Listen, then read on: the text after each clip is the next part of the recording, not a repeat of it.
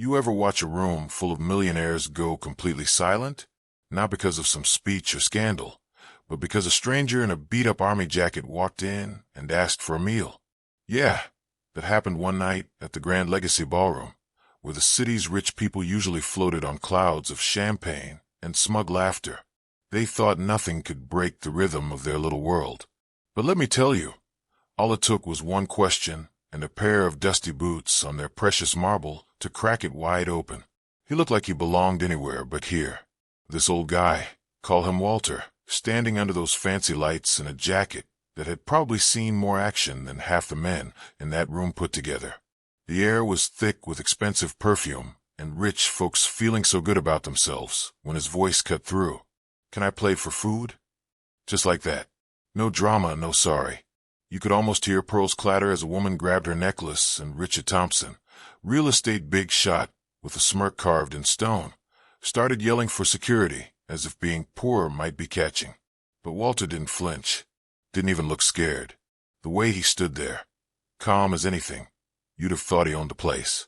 I swear it was like watching a soldier check out the field before battle.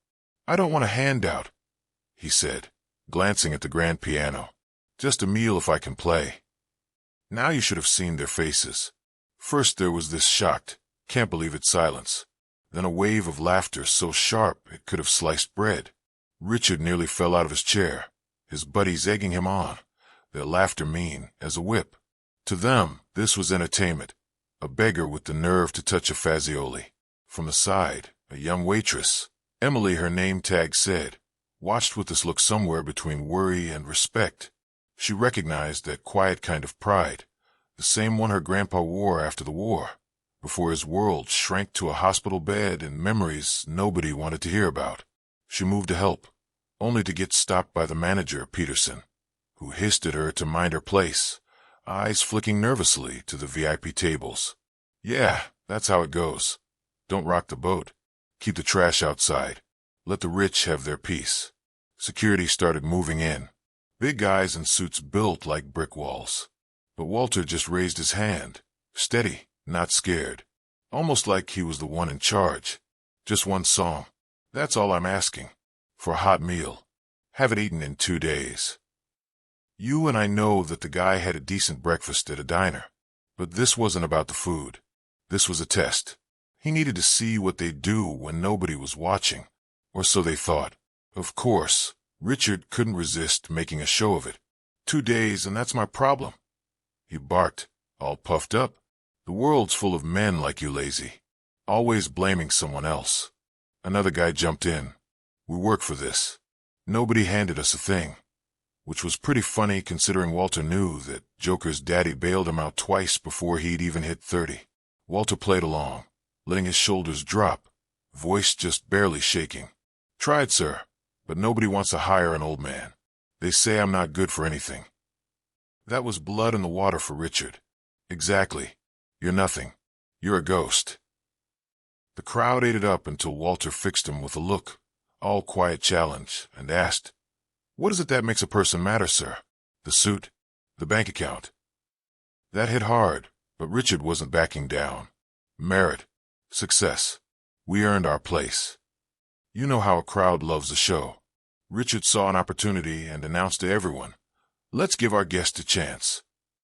Turn the room into a Roman arena. You play a song. If you make it through, I'll buy you dinner, the best on the menu. If you fail, you crawl out and we all watch what happens when you give hope to someone who earned their misery. He even threw in a side bet. Make someone in this room cry and I'll give you $1,000 cash. For that crowd, it might as well have been loose change under the sofa cushions. Walter shuffled up to the piano, milking the act. His hands shook as he reached for the lid, except you got the sense it was all part of the plan. Peterson, the manager, squeaked from the sidelines, "That piano is worth more than your life." Another round of laughter, but not everyone joined in this time. Emily looked ready to run to his side. Even one of the guards shifted uncomfortably. Richard, loving every second, leaned forward. "What will it be?" "Twinkle, twinkle, little star." More laughter. Walter stayed quiet, eyes on the keys. He let the moment drag. let their arrogance peak, then finally placed his hands on the keys and closed his eyes. First note. Middle C rang out pure and sharp, so clear you could feel the room tense. Another note, then another.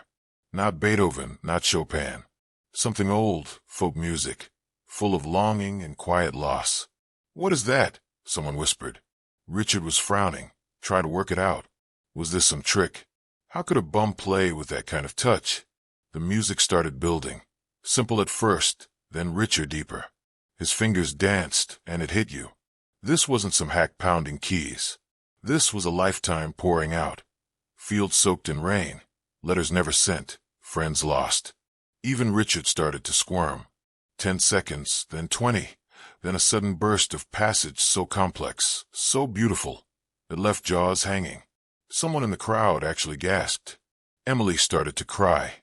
The old man who bet he couldn't play a scale just stared at his own hands, as if ashamed of them. When the last note faded, nobody clapped. Nobody breathed. Walter let the silence hang, then finally looked up. "You owe me 1,000, he said to Richard, who by now looked ready to puke. Richard stumbled up, face gone white, and threw the money on the piano, hoping to salvage a shred of pride. Walter didn't take it, just looked him dead in the eye. This wasn't charity. It was a wager. One you lost. That's when the story started to crack wide open. Mr. Stevens, a tough old man with a reputation for building things that lasted, stepped forward. "Where'd you learn to play like that?" he asked, voice shaking. Walter answered, "Here and there. My mother taught me. The army taught me the rest." And something shifted. People started remembering stories they heard about a young corporal, piano prodigy, a legend who played for the troops in the middle of war, missing in action, presumed dead. Except here he was. "Don't you know who this is?" Stevens said, turning to the crowd. "Walter Hayes, the pianist of the regiment, the man who saved his platoon by volunteering for a suicide mission." It hit like a bomb. The room realized they'd spent the night mocking a man whose picture hung in museums, whose name was taught in schools. And if you thought that was the twist, think again. Walter hadn't wandered in for scraps. He was the anonymous donor behind the $5 million that paid for their fancy food, their champagne, and most importantly, the new veteran support center they were there to raise funds for. "I give because I want to help," Walter told them. "But I needed to see if the people in charge really cared about the men they're supposed to help." His eyes landed on Richard.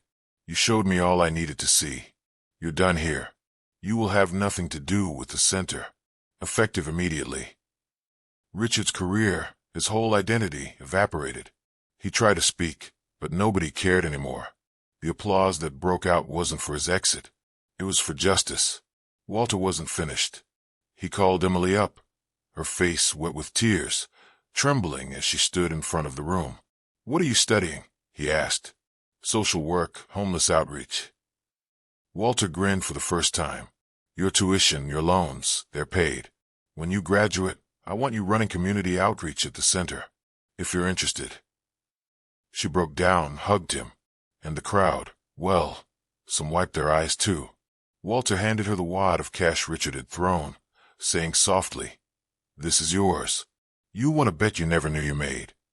He looked around, holding the gaze of everyone, reminding them what they'd almost missed.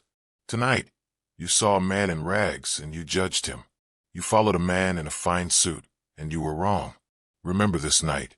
Remember it every time you're tempted to measure a person's worth by what they wear or what they have." He left them standing in silence, the kind you get after an earthquake. Everyone a little shaken, a little changed. The ballroom, the piano, the faces, they'd all been a stage for a lesson bigger than any speech or fundraising dinner. The story, well, it spread. 6 months later, the center opened with Stevens at the helm and Emily running the floor. The Fazioli piano stood in a corner, polished and proud. A reminder of the night true character, not money, called the tune. You ever wonder what you'd do in that room? Would you laugh, or would you listen? I guess that's the real question, isn't it? Because who knows? The next legend might be sitting right next to you.